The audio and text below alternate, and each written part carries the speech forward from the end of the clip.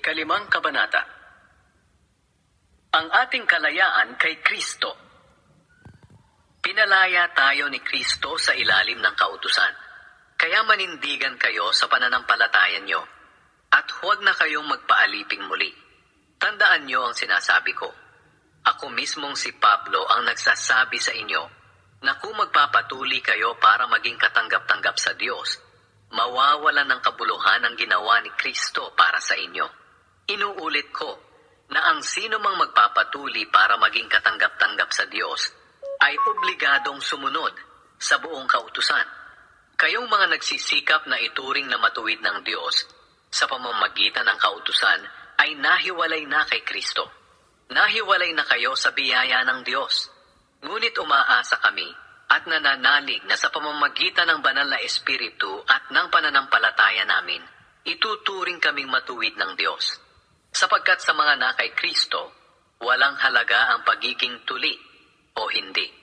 Ang tanging mahalaga ay ang pananampalatayang nakikita sa pamamagitan ng pagmamahalan. Mabuti noon ang mga ginagawa ninyo. Sino ang pumigil sa inyo sa pagsunod sa katotohanan? Hindi maaaring ang Diyos ang pumigil sa inyo dahil Siya ang tumawag sa inyo sa pananampalataya. Isipin nyo sana kahit kaunti ay nakakapagpaalsa sa buong masa ng harina. Umaasa ako sa Panginoon na hindi kayo magpapadala sa ibang pananaw. Parurusahan ng Diyos ang mga nanggugulo sa inyo, maging sino man sila. May mga nagsasabing itinuturo ko raw na kailangan ng pagtutuli para maging katanggap-tanggap sa Diyos. Kung totoo iyan mga kapatid, bakit inuusig pa rin ako hanggang ngayon? At kung iyan nga ang itinuturo ko, walang kabuluhan ang mensahe tungkol sa kamatayan ni Kristo sa krus. Ang mensaheng hindi matanggap ng iba. At sa mga nanggugulo naman sa inyo, hindi lang sana sila magpatuli, kundi magpakapon na rin. Mga kapatid, tinawag kayo upang maging malaya. Ngunit huwag ninyong gamitin ang kalayaan nyo para pagbigyan ng mga pagnanasa ng laman. Sa halip, magmahalan kayo't magtulungan, sapagkat ang buod ng buong kautusan ay nasa isang utos. Mahalin mo ang iyong kapwa gaya ng iyong sarili. Ngunit kung patuloy kayong mag-aaway-away na parang mga hayop, baka tuluyan na ninyong masira ang buhay ng isa't isa.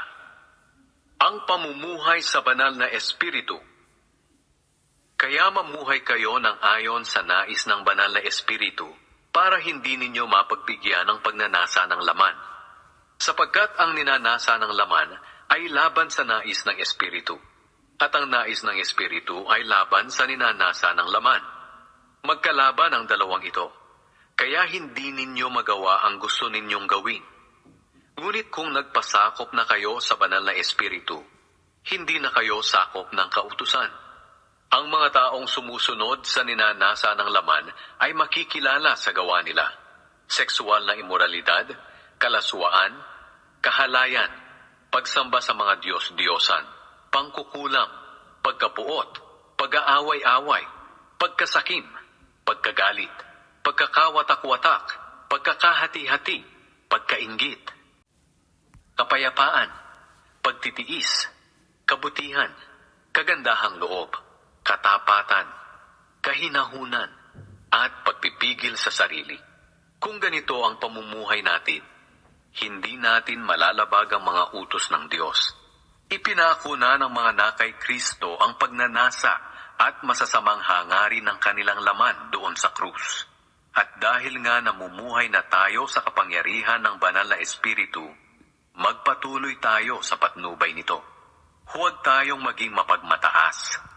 Huwag nating galitin ang ating kapwa at iwasan ang inggitan. Mga kapatid, kung may magkasalaman sa inyo, kayong mga ginagabayan ng banal na Espiritu ang dapat tumulong sa Kanya para magbalik loob sa Panginoon. Ngunit gawin niyo ito ng buong hinahon at mag-ingat kayo dahil baka kayo naman ang matukso. Tulungan ninyo ang isa't isa sa mga problema at sa ganitong paraan ay matutupad ninyo ang utos ni Kristo. Kung mayroon sa inyong nag-aakala na nakakahigit siya sa iba, gayong hindi naman, Nililin lang lamang niya ang kanyang sarili. Dapat suriin ng bawat isa ang ginagawa niya. At kung mabuti ang ginagawa niya, magalak siya.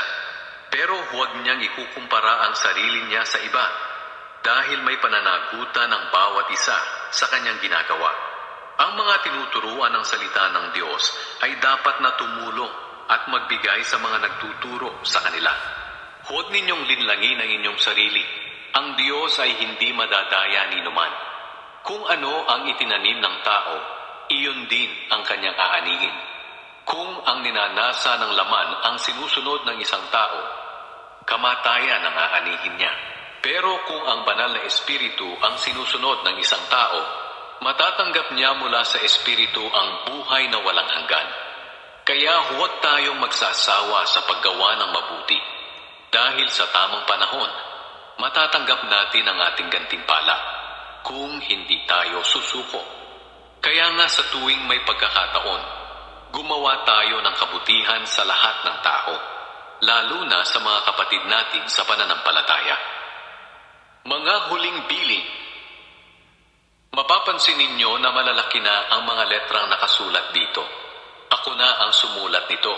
Gusto lamang ng mga namimilit sa inyong magpatuli na magbigay lugod sa kapwa nila Hudyo, sapagkat natatakot silang usigin ng mga ito kung ituturo nila na ang kamatayan lamang ni Kristo ang siyang makapagliligtas sa tao. Sila mismo mga tinuli ay hindi naman sumusunod sa kautusan.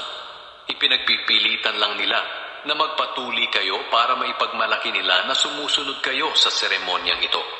Ngunit para sa akin, wala akong ibang ipinagmamalaki maliban sa kamatayan ng ating Panginoong Hesukristo sa krus. At dahil sa kamatayan niya sa krus, wala nang halaga para sa akin ang mga bagay sa mundo. At wala rin akong halaga para sa mundo. Hindi na mahalaga kung tuli tayo o hindi. Ang tanging mahalaga ay kung binago na tayo ng Diyos. Sa lahat ng pinili ng Diyos at namumuhay ayon sa mga turo kong ito, sumainyo nawa ang kapayapaan at awa ng Diyos. Mula ngayon, huwag niyo na akong guluhin. Ang tanda ng mga sugat sa katawan ko ay nagpapatunay na sinusunod ko si Jesus. Mga kapatid, pagpalain nawa kayo ng ating Panginoong Hesukristo